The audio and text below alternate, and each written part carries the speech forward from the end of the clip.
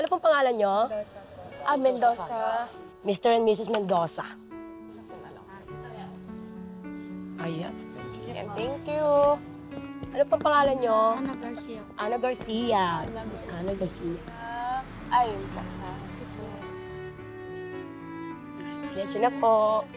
Pasok na po kayo. Parang daming bisita nila, madam, no? Daming bisita. Ito yung pangalan, Gina Santiago. Parang ako yan, ah. Hi!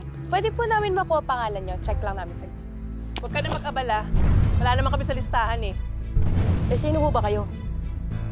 Ako lang naman yung nanay ng bride. Pero hindi ako pumunta dito para sa kasal nila. Pumunta ako dito para pigilan ang kahibangan ng anak ko. Ay! Teka lang ho! Sabi po sa amin na magpapasok pag wala sa listahan. Wala akong pakialam. Halika na. Sandali lang po. Ito lang. Gulo to sigurado.